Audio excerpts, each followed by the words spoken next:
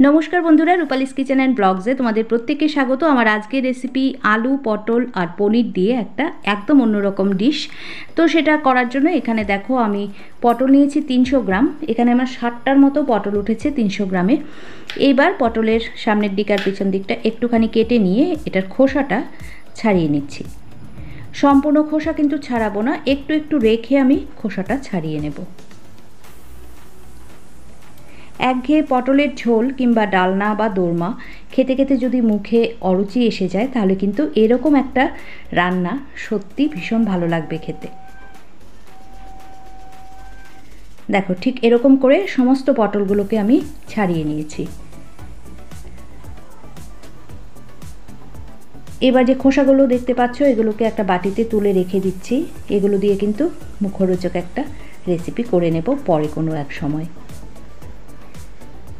देखो एगुलो रेखे दिलाम। एखन एकटा ग्रेटार निये निয়েছি। এই সরু দিকটা দিয়ে আমি সমস্ত পটলগুলোকে গ্রেট করে নেব।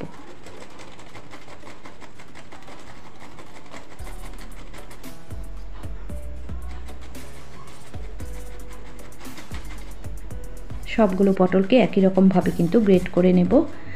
আর পটলের যে মাঝখানের দানার অংশটা এটা কিন্তু আমি গ্রেট করব না, এটাকেও আমি সাইড করে রেখে দেব।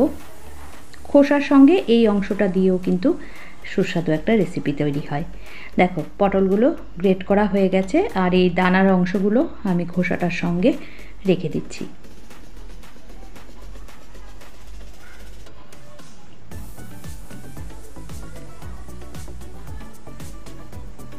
এবার একটা কড়া বসিয়ে সরষের তেল দিয়ে দিলাম 2 টেবিল স্পুনের মতো। তেলটাকে খুব ভালো করে গরম করে নিয়েছি। এবার এই তেলে দিয়ে দেব আমি 5 ফোড়ন হাফ টিস্পুনের মতো। 5 ফোড়নটা দিয়ে এখন দিয়ে দিচ্ছি চেরা কাঁচা লঙ্কা 4 থেকে 5টা। দিয়ে দিচ্ছি একটা বড় সাইজের আলু। আলুটাকে এরকম ছোট ছোট টুকরো করে কেটে নিয়েছি। একটুখানি নেড়ে চেড়ে এর মধ্যে দিয়ে দেব স্বাদ মতো লবণ। দিয়ে দিলাম লবণ।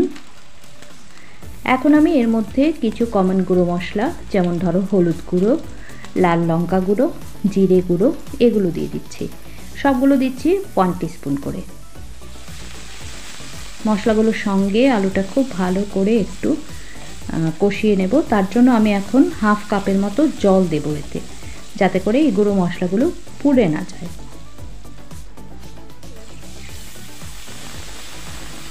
দিয়ে দিলাম হাফ কাপ জল। এবার একটু নাড়াচাড়া করে এর মধ্যে দিয়ে দেব টমেটো কুচি। একটা টমেটোকে আমি একটু বড় সাইজের টমেটোকে এরকম কুচি করে কেটে নিয়েছি। টমেটো কুচিটা দিয়ে আবারও একটু মিশিয়ে নেব। এবার এটাকে ঢেকে মিডিয়াম ফ্লেমে 5 মিনিটের জন্য রান্না হতে দেব। 5 মিনিট পর আমি ঢাকনাটা তুলে নিলাম। দেখো সুন্দর করে কিন্তু মশলাগুলো কষানো হয়ে গেছে, টমেটোটাও অনেকটাই গলে গেছে আর আলুও কিন্তু 50% সেদ্ধ হয়ে গেছে। এখন আমি এর মধ্যে দিয়ে দিচ্ছি পনির। পনির আমি এখানে 100 গ্রাম নিয়েছি। এটাকেও একদম ছোট ছোট করে কিউব করে কেটে নিয়েছি। দিয়ে দিচ্ছি কাজু বাদাম 10 থেকে 12টা আর দিয়ে দিচ্ছি 10-12টা কিশমিশ। দিয়ে ভালো করে সব কিছুকে আবার একটু ভাজা ভাজা করে নিচ্ছি।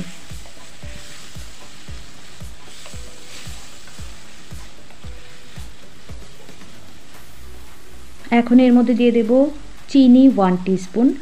চিনিটা অপশনাল, তোমরা চাইলে নাও দিতে পারো, না চাইলে কিন্তু নিরামিষ যেহেতু সম্পূর্ণ নিরামিষ রান্না একটুখানি মিষ্টি হলে খেতে ভালো লাগে। এবার দিয়ে দিচ্ছি গ্রেটেড পটলটা।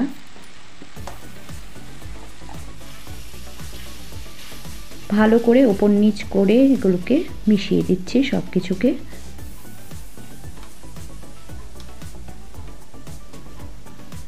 খুব সুন্দর করে মিশিয়ে দিয়ে একটা ঢাকনা দিয়ে ঢেকে আবারও এটাকে 5 মিনিট মিডিয়াম ফ্লেমে আমি রান্না হতে বসিয়ে রাখব।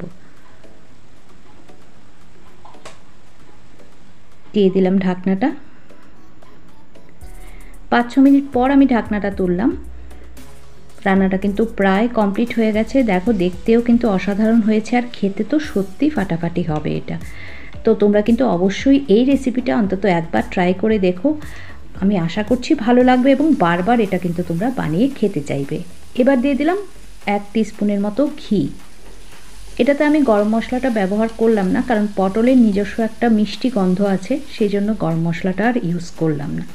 তো রেডি হয়ে গেল আমার পটল পনিরের একটা অভিনব রেসিপি কেমন লাগলো কমেন্ট করে জানিও। ভালো লাগলে লাইক করো, শেয়ার করো ভিডিওটা ফ্রেন্ডস অ্যান্ড ফ্যামিলির সঙ্গে, আর অবশ্যই কিন্তু সাবস্ক্রাইব করে পাশে থেকো আমার। টাটা সবাইকে।